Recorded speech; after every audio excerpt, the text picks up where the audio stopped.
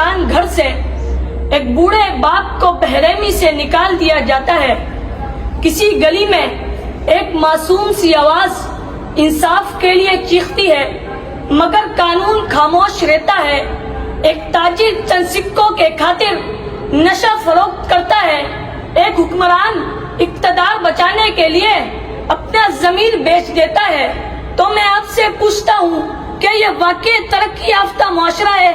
ہرگز نہیں، یہ ترقی نہیں بلکہ ایک چمکتی ہوئی لاش ہے جس کے جسم سے روح نکل چکی ہے۔ یہ حقیقت سمجھنے کے لیے کسی فلسفی کی کتابیں کھولنے کی ضرورت نہیں، صرف اس عظیم ہستی کی طرف نگاہیں اٹھا لیجئے جس نے تنے تنہا فرعون کی چوٹی سے ایک ایسا عالم ہدایت بلند کیا کہ جس کی روشنی مشرق سے مغرب، شمال سے جنوب تک پھیل گئی، اور پھر اپنے اس عالمی مشن کا تعارف ان الفاظ سے کرایا: میں تو صرف اس لیے بھیجا گیا ہوں کہ اخلاق حسنہ کی تکمیل کروں۔ گویا اگر اخلاق باقی رہے تو مٹی بھی سونا بن جاتی ہے، اگر اخلاق رخصت ہو جائے تو سونے کے محل بھی کھنڈرات میں بدل جاتے ہیں۔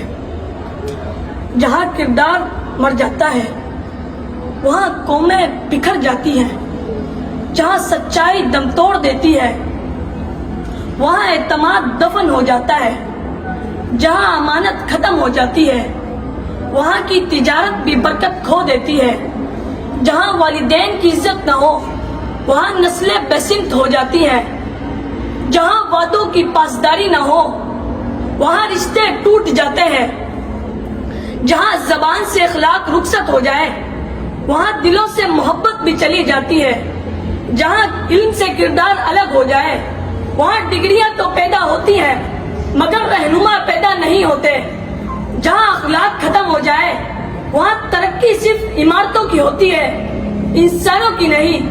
مجھے یقین ہے جس دن ہم نے اپنی تعلیم کے ساتھ اپنے اخلاق کو بھی سنوارنا شروع کر دیا، اسی دن ہمارے بازار بدل جائیں گے، ہماری عدالتیں بھی بدل جائیں گی، ہماری سیاست بھی بدل جائے گی اور ہمارا معاشرہ بھی بدل جائے گا، کیونکہ مضبوط عمارتیں اینٹوں سے بنتی ہیں مگر مضبوط قومیں اخلاق سے بنتی ہیں۔